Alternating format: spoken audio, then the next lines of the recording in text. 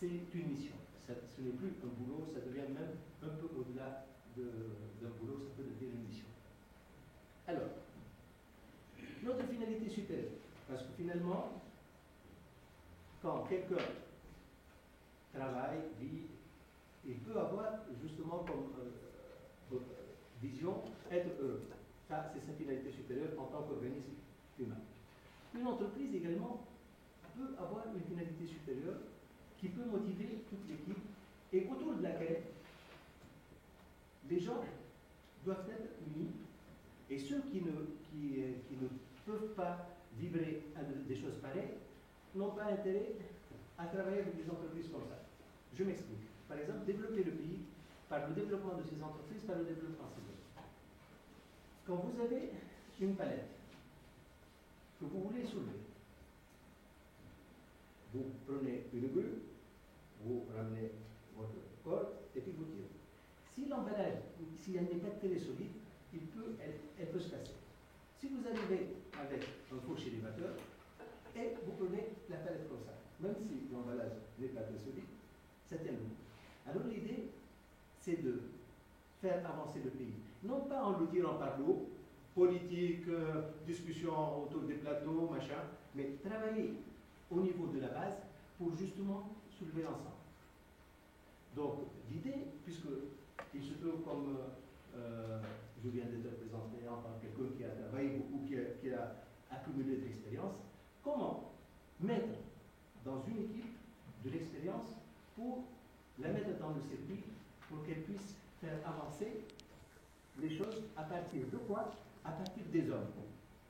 À partir des hommes qui, eux, vont développer les entreprises et, Inch'Allah, ça va développer le pays. Vous voyez un peu le... Mais imaginez que chacun de vous participe au développement d'une équipe, de lui-même déjà. C'est pour ça que je dis vous avant l'équipe, de vous-même, de l'équipe, de l'entreprise dans laquelle vous êtes. Et si ceci se fait à grande échelle, ça devient une espèce de division cellulaire positive et ça peut apporter beaucoup. Donc, le développement du pays, comme je disais, c'est quelque chose, un rêve, mais un rêve réalisable parce qu'on l'aborde par des modalités qui sont à votre portée, à notre portée. Développer les hommes, c'est à votre portée. Développer les entreprises, c'est pareil. Et quelque chose aussi pour vous, ingénieurs, le jour où vous sortez, vous allez vous trouver dans des entreprises et souvent il y a des employés qui sont disciplinés, pas disciplinés, hein? Et vous avez souvent, avec l'ambiance habituelle que nous avons, société patriarcale, c'est le père qui commande, l'idée de la gestion pyramidale est un peu également posée sur nous.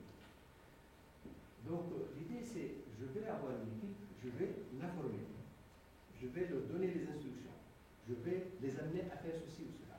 Ça, c'est une façon, c'est la façon classique.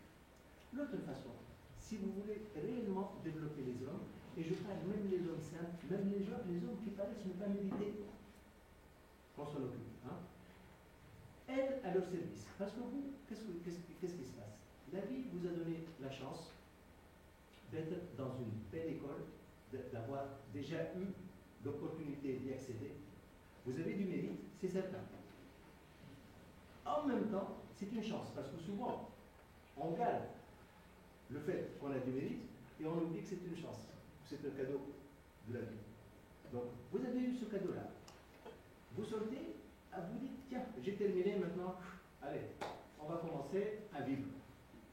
Et au lieu de continuer à faire de l'effort, on peut cueillir ce qu'on croit être des sacrifices qu'on a fait. Mais en fait, nous, les ingénieurs, on n'a pas fait de sacrifice, on a eu la chance de le devenir, si on veut. Hein. Donc vous sortez dans une entreprise où vous êtes quelque part. Et vous vous dites, et si je me mettais au service de mon équipe? au service de mon équipe parce que moi je sais beaucoup de choses que lui ne sait pas. Si j'arrive avec le respect, avec une intention sincère de partage, avec de l'amour, avec le pouvoir de donner l'autonomie de l'autre, je me mets vraiment à son service. L'ouvrier qui était ouvrier, qui était souvent aigri, parce que d'autres l'ont maîtrisé, va se trouver motivé à nouveau et vous pouvez faire des choses très importantes pour faire avancer l'équipe dans laquelle vous êtes et par conséquent, vous serez capable de faire avancer votre projet de vie personnelle. Oui, c'est pas un sacrifice, le fait que quand je dis être au service, on inverse la pyramide, être au service de l'ouvrier, c'est pas du tout un sacrifice, c'est un peu, il y a un peu de don de soi, un peu.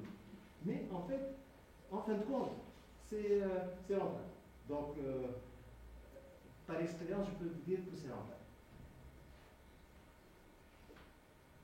Donc la notion de finalité supérieure, elle est importante quand vous entendez parler de but, objectif, vision. La finalité supérieure, c'est de l'ordre de la vision. Est-ce que quelqu'un de vous veut bien plonger pour me donner la différence entre vision, but, objectif? Allez.